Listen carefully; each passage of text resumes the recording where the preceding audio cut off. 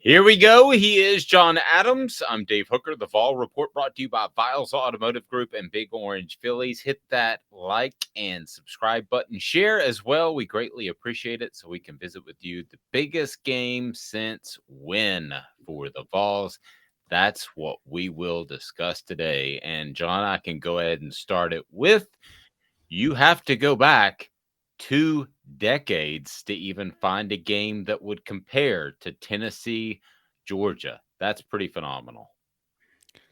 Yeah, it's even bigger than the Butch Jones's first game against Vanderbilt in 13. Yeah. There hadn't been a lot of big games, obviously, in the last 14, 15 years. But what's interesting about this, Dave, when you had the 2001 game against Florida, which was a huge game, all the 1998 games, particularly one against Arkansas when both were unbeaten in November, a lot of big games in that season. But there was a precursor to that. You had pretty big games leading up to that, pretty good seasons, nationally ranked teams, top five teams, even. This has seemingly come out of nowhere. And to think that within a month, Tennessee has played Alabama in a matchup of unbeatens and now Georgia in a matchup of unbeatens, it's really heady stuff for Tennessee fans. And it's almost as though they're still kind of struggling to adjust. They're loving it, but the word I hear a lot is surreal. Surreal when Tennessee was anointed as the number one team by the College Football Playoff Committee this week. Uh, Tennessee's just not used to this. It's kind of like a golf analogy. Been playing on a par three municipal course, and all of a sudden, hey, welcome to Augusta National. You're in the running for the Masters. It just seems as though it came out of nowhere, and kind of in a way it did. No, I agree with that, John. And I didn't use the word surreal, but I was talking to my son before the college football playoff announcement. And I said, I really think they'll be number one for two reasons. One, they should be based off uh, what they've done in their resume. And I want to get your thoughts on that. But two, it's a good story. And you're able to kind of, it's the optics of it. You put Georgia to the side a second. Um, but I was not surprised at all they were number one. I'm overall surprised by this season. I use the word surreal with my son, but I'm not surprised they were picked number one. Were you at all? No, not at all. I thought if Tennessee hadn't been number one, the committee would have suffered a huge drop in credibility uh, because they're supposed to be above, and they aren't necessarily above it, but they're supposed to be above the name on the jersey, past track record. Uh, they're supposed to look at what a team has accomplished. And I didn't think it did that with all the teams, but it did that with Tennessee. Tennessee to me was a clear cut number one. It doesn't matter if you think Ohio State or Georgia looks better to the naked eye, or that you think, well, if they went head to head, they'd probably beat Tennessee. That shouldn't factor into this. What should factor into it is who's done the most and who's been impressive doing that.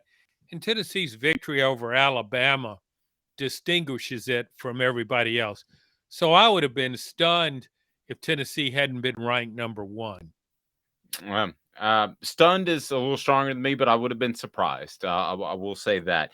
So let's talk about the biggest games in Tennessee football history, and in particular, the prelude up to them, because I can't think of one more specific, and I'm going to tell you why on each one of these as we go through them. Some games that John and I picked out before the show, and it's brought to you by Viles Automotive Group. Viles Automotive Group is all about integrity there on Callahan Drive. Viles Automotive Group will absolutely have you in the best vehicle. You'll have the best selection, and the service department is unmatched. Integrity. They want, they need, they appreciate your business right there on Callahan. Files Automotive Group. Hit that like, subscribe, and share button. We greatly appreciate that. John, let's start with 98 Arkansas, which it seems weird to pick that game out, but that was a game that, as far as the prelude, I think is most comparable because Arkansas, as you pointed out for the show, and I remember they were undefeated. They could have been in the BCS national championship game if things broke the right way. That was one that I remember the prelude leading up to it more than even say the 98 Florida game in which they won. John, I really thought that most fans thought they were going to show up and Florida was going to beat them without Peyton Manning. But the Arkansas game that you brought up is the one that stands out to me as the best comparison of what's going on right now. And Arkansas was kind of in Tennessee's position that year.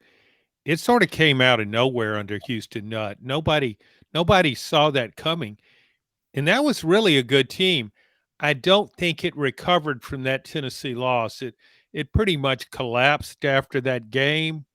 But before that game and leading up to it, and then during the game, Arkansas matched Tennessee very well and was, of course, on the verge of winning it until a ill-fated fourth quarter doing the Razorbacks. But yeah, the thing about it, Tennessee's bigger games in the past, I mean, certainly when you go back and look at the 98 season, the unbeaten championship season, Florida came in September. And that was, there's so much football to be played after that. So yeah, that was probably as good a team as Tennessee played all year. Syracuse in the opener was a big game. Even Georgia going into the game looked like a big game. It was in Athens. Georgia had just upset LSU in a close game. A lot of people thought Georgia might beat Tennessee.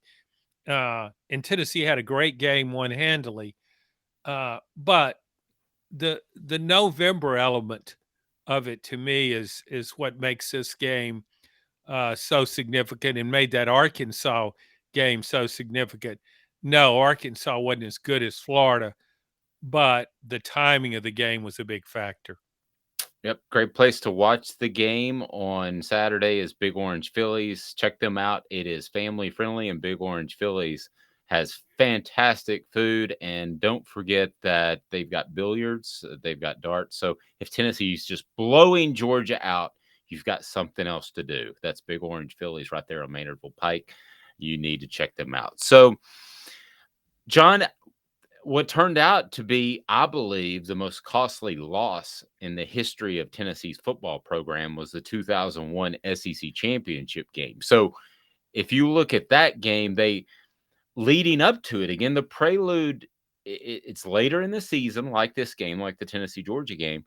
But the prelude up to it was Tennessee's just going to walk the dog on some guy that's name rhymes with Rick Babin, and he was the LSU head coach. Who's that guy? He was at Michigan State, and the prelude up to that was like that was just you know trivial. They were going to move on and play Miami in the national championship game. So again, a huge game, but the prelude up to it doesn't feel like this one at all. No, you're right, Dave. I mean, Tennessee come off an epic win over Florida that when it was a humongous underdog and won in the swamp. Um, Looking back, and Florida almost pulled that game out at the end, even though Tennessee had clearly been the better team for the duration of the game. Uh, if Florida would have won that game, I don't believe it would have lost to LSU, and I believe it would have played Miami for the national championship. And I think it would have had a shot against the Hurricanes, as good as they were. I don't think Tennessee would have matched up as well against Florida in that situation. But it was uh, it was a strange combination there. The tremendous win, the exhilaration from that for the fans, finally beating Florida and beating Florida in such a convincing manner, controlling the line of scrimmage, only winning by 2, but really controlling the game and establishing its superiority. But then you followed that up with LSU, which Nick Saban was no household word at the time. LSU lost its number one running back, its number one quarterback in the first half. Tennessee had a lead and then managed to just fumble that game away in an awful second half. And so you're right. And really, that was a watershed moment for Tennessee football because that was its last time in the national spotlight. Mm-hmm. I mean, it's had winning teams since then, played in a few SEC championship games, but nobody looked at Tennessee anymore from that point on until right now. Nobody looked at Tennessee as they're in the hunt. Watch out for Tennessee. They can compete for a championship. No, they were no longer nationally prominent after that game. So it was a real turning point for the program. It definitely was, and I look back on that game, and I'm probably part of the reason because I went ahead and booked my Marriott and in LA at Manhattan Beach for the Rose Bowl to play Miami at halftime. If you remember, also Rohan Davey and LeBrandon Tofield at halftime were announced, which they usually didn't do that. They announced in the press box that they weren't going to be available for the second half, and you use the word, I think, strange, maybe.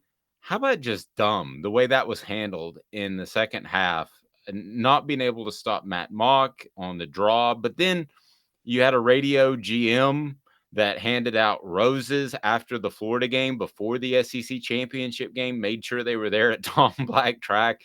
It was really like the whole community, to some extent, lost some IQ points.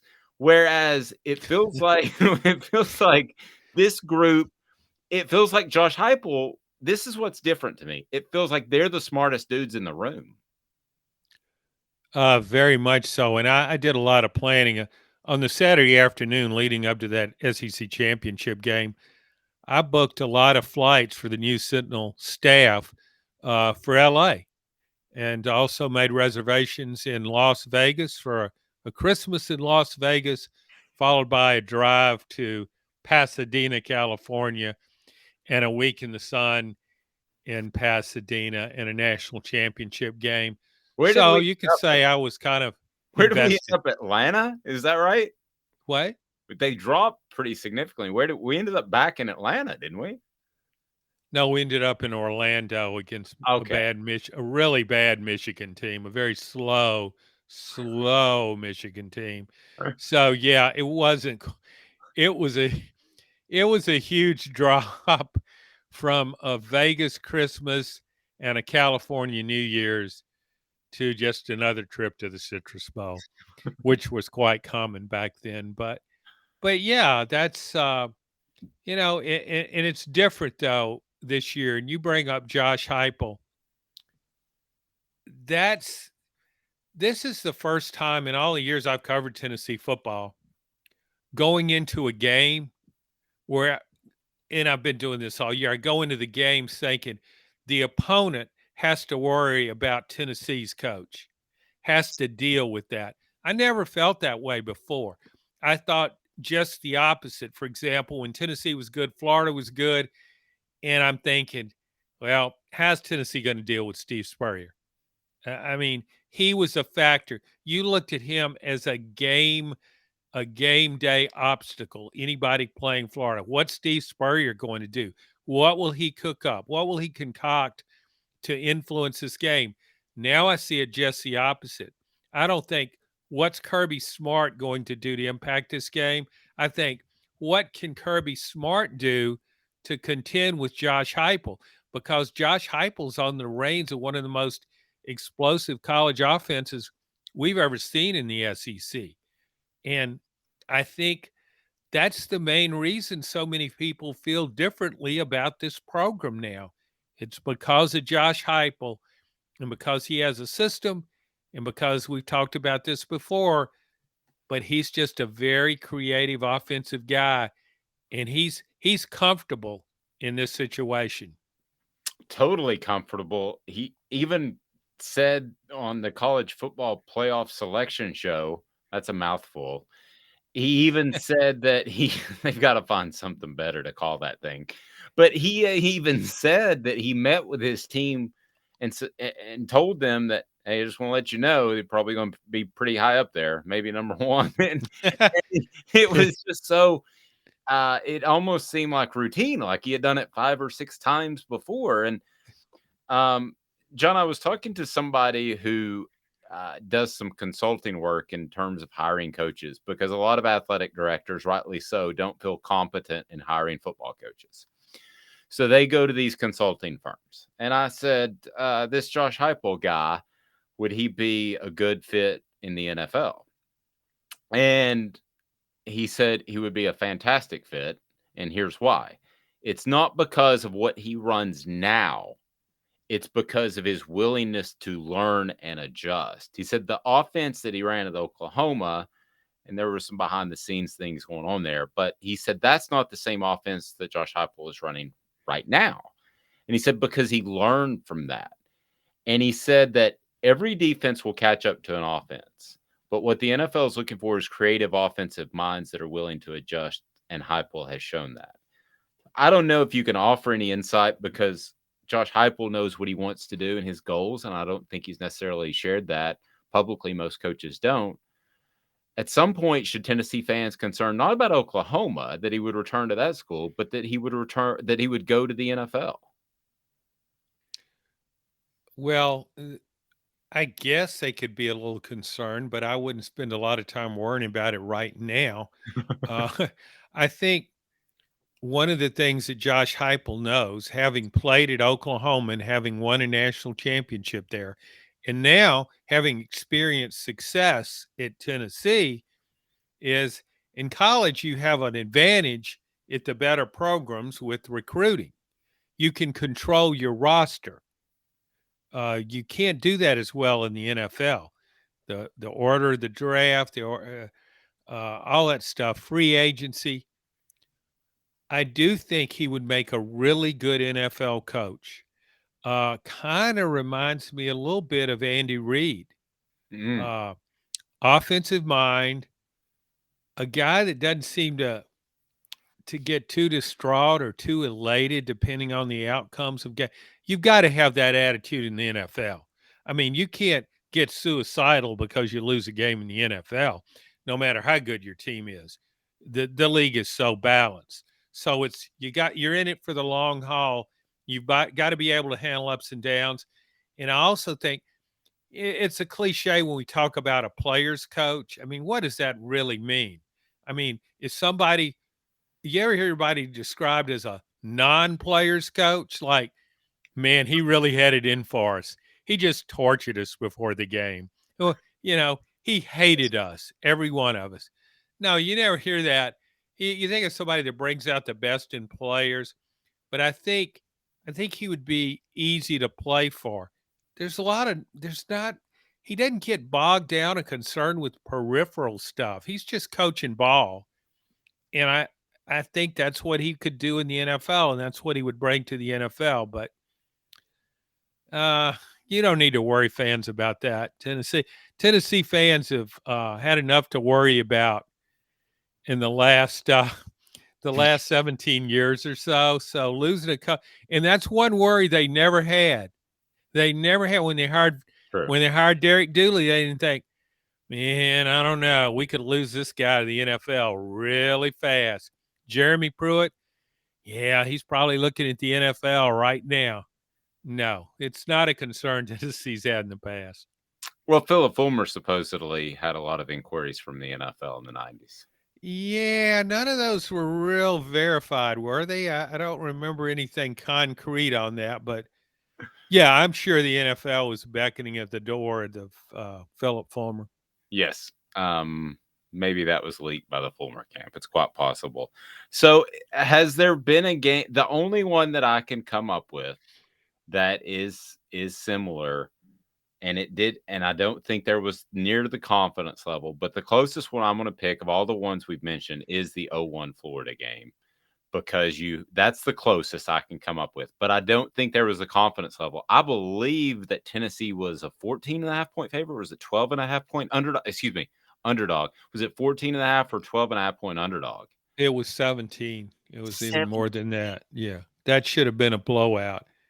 And if Tennessee had played against Florida the way it played against LSU, Florida probably would have won by 17 points, but it didn't play out that way. So the exercise was to come up to with the closest prelude to a big game. I don't think there is one. No, because you consider all the factors, Dave. I mean, for one thing, Tennessee's number one. I mean, how rare is that? Even in '98, it didn't become number one until November when Ohio State lost. So, yeah, this is rare stuff, and not only that, but Tennessee so passes the eye test. People look at Tennessee with that offense and say, huh, what are we supposed to do against this? How do they score 52 on Alabama of all teams?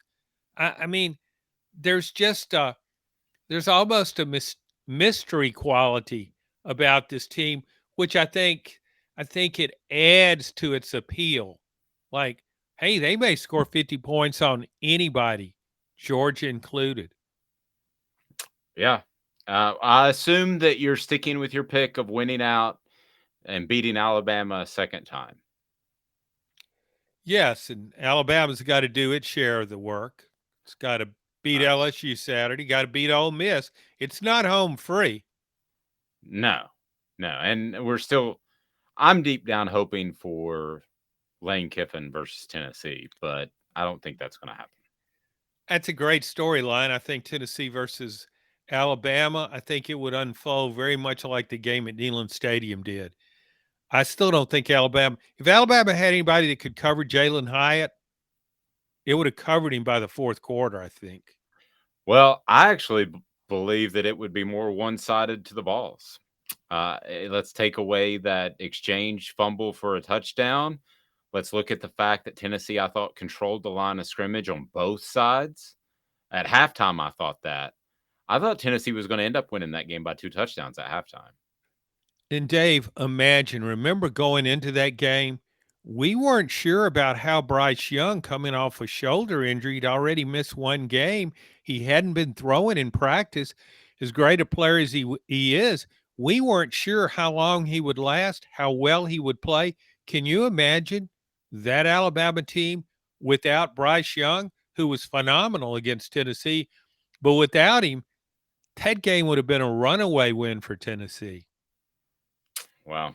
No, it would have. He's John Adams. I'm Dave Hooker, Viles Automotive Group, right there on Callahan, where integrity matters. They want, they need, and they appreciate your business. Big Orange Phillies on Maynardville Pike. Big Orange Phillies has great food, billiards, a great place to watch the game, darts, and they've got cornhole as well. You're going to love Big Orange Phillies on Maynardville Pike. He's John Adams. I'm Dave Hooker. This has been a presentation of Off the Hook Sports.